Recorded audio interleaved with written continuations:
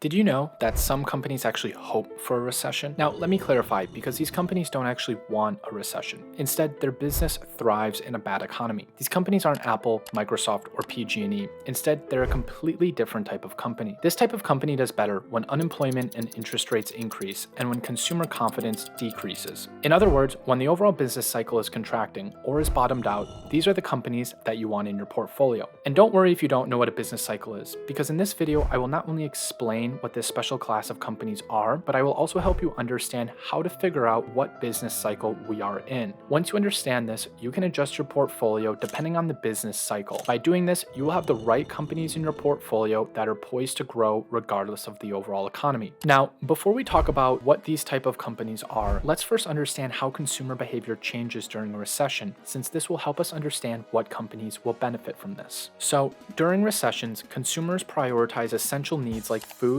housing, and healthcare over non-essential luxuries like high-end electronics and vacations. Non-essentials, while enjoyable, aren't necessary for survival or maintaining a basic standard of living. Also, in tough economic times, demand for discount and value goods usually increase as consumers aim to stretch their dollars further. This frugality extends to services too, with consumers choosing budget-friendly options, fixing items instead of buying new, or selecting generic brands over pricier name brands. And I know this may be hard to understand at first, but there are actually companies that can benefit from these type of consumer behaviors during a recession, and those are companies called countercyclical companies. Countercyclical companies are businesses whose success runs contrary to the general economic trend. In other words, these companies tend to perform well during economic downturns or recessions, while possibly underperforming in economic booms. This inverse relationship is why they're called countercyclical. Now, you're probably wondering that if there are countercyclical companies, that there must be cyclical companies. Well, before we talk about cyclical companies, let me first give you a few examples of countercyclical industries and the companies within them. The first on our list is the fast food industry.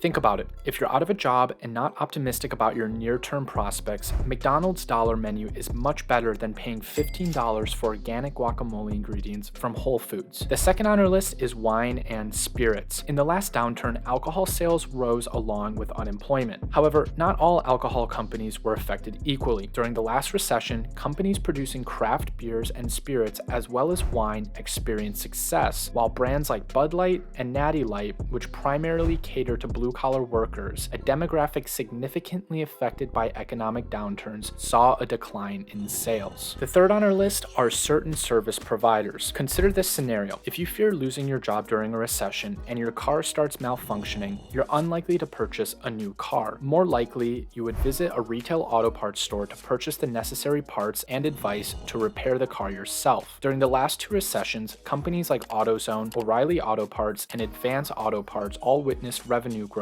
and appreciation in their share prices. The final industry on our list are bankruptcy services and providers. This one is pretty self-explanatory, given bankruptcies tend to rise quite a bit during a recession. Now, let's talk about one of the most recognizable countercyclical companies, Walmart. In 2009, during the fallout of the Great Financial Crisis, Rob Walton said, "It is hard for me to remember a time when I've been so mindful of the reason my dad founded Walmart. He knew that every day, and especially in today's tough economy, the world needs a retailer that saves people money so they can live better. He really built Walmart for these times." Walmart epitomizes the concept of a countercyclical business, not just surviving during recessions, but thriving. The company's 2009 annual report was exceedingly positive, reflecting robust business performance amid a challenging economic environment. While the S&P 500's revenue growth contracted by 12.9%, Walmart's grew by 7.3%. Such performance does not escape Wall Street's notice. During the financial crisis, while the S&P 500 fell 56% from October 9th, 2007 to March 9th, 2009, Walmart's stock actually rose by 9%. Similarly, in the bear market prior to that, the S&P fell 49% from August 31st, 2000 to October 9th, 2002, while Walmart's stock climbed 7%. So in the past two bear markets, Walmart outperformed the S&P 500 by an average of 60.5%. While past performance doesn't guarantee future future results, it's reasonable to assume that the economic factors driving consumers to Walmart during the past 2 recessions will likely do so again in future downturns. Walmart remains synonymous for low prices, and during challenging times, consumers tend to gravitate towards the most affordable options. Now that we know what countercyclical companies are, let's talk about what a cyclical company is. Cyclical companies are those whose revenue and profits are heavily influenced by the macroeconomic cycle. In periods of economic growth or boom, these companies tend to perform exceptionally well because consumers have more disposable income to spend on the products and services these companies offer. However, in times of economic downturns or recessions, these companies may struggle as consumers cut back on their spending. Here's a list of cyclical industries. The first is luxury goods. High-end retailers like Tiffany Co. or Louis Vuitton often experience decreased sales during a recession as people cut back on non-essential luxury purchases. The second is travel and leisure. Airlines, hotels, and cruise companies like Delta, Marriott, and Carnival Corporation are also considered cyclical. When the economy is doing well, people travel more. However, during economic downturns, travel is often one of the first discretionary expenses to be cut. There are even companies that are considered non-cyclical companies. Non-cyclical companies, also known as defensive companies, are those that provide goods or services that are always in demand regardless of the economic environment. This is because they produce or offer essential items that people need in their daily lives, such as food, utilities, and healthcare products. One example of this are utility companies like Duke Energy or Southern Company. Regardless of economic conditions, people still need electricity, gas, and water. Another example are consumer staples. Companies such as Procter & Gamble or the Coca-Cola Company produce goods that people use on a daily basis, like food, beverages, and household items. Now that you understand that different industries perform well in different economic environments, it's important to understand how to tell what economic environment or cycle that we are in. This is most commonly referred to as the business cycle. So let's talk about the business cycle. There are 4 distinct phases. The first is expansion. During this phase, economic activity rises. Businesses increase production, unemployment rates drop, and consumer spending grows. This period is also marked by higher investment levels and technological advancements. The second is the peak. This is the highest point of an economic expansion, marking the end of the growth period and the start of the contraction phase. Economic activity is at its maximum, but growth rates start to slow. The third is contraction, or most commonly known as a recession.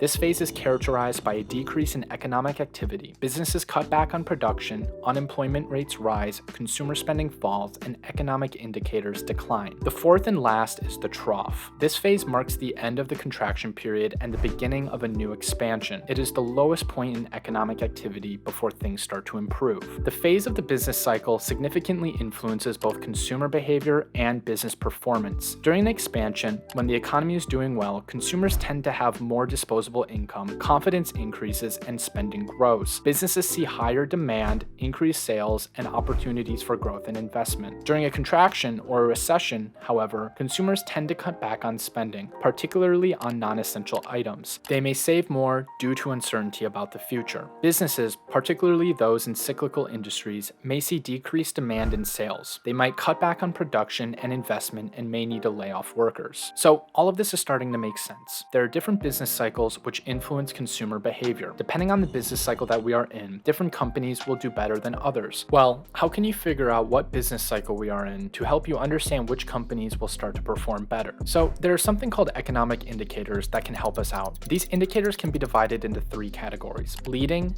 lagging, and coincident indicators. Leading indicators are used to predict changes in the economy. Lagging indicators, on the other hand, confirm that a change has occurred. Coincident indicators move at the same time as the economy. Each type of indicator serves a unique purpose and provides a different perspective on the economy. But let's focus on leading indicators for now. The first indicator is housing starts. The number of new residential construction projects that have begun in any particular month can show where the economy is headed. Increased housing starts may suggest economic expansion, while decreases may signal a downturn. The second indicator is manufacturing orders. Increases in manufacturing orders can indicate that manufacturers expect economic activity to pick up, suggesting an expansionary phase. The third and last is the Consumer Confidence Index. This index measures how optimistic consumers are about the economy's future. Higher confidence may lead to increased consumer spending, indicating potential economic growth. So how can this help us? Well, tracking leading indicators can provide insight into what phase of the business cycle the economy is entering. For example, when leading indicators such as the stock market and manufacturing orders orders start to decline, this could suggest that the economy is moving towards a contraction or recession phase. Conversely, when these indicators start to rise, it could signal that the economy is transitioning to an expansion phase. Now, let's think about this in terms of the cyclicality of companies. Investors might then expect countercyclical companies like discount retailers or utility companies to outperform the broader market during a recession. Similarly, these companies themselves might use such signals to make strategic decisions such as ramping up production or marketing efforts in anticipation of increased demand for their products or services. So now you are well equipped in how to understand what business cycle we are in and which companies perform relatively better in that cycle.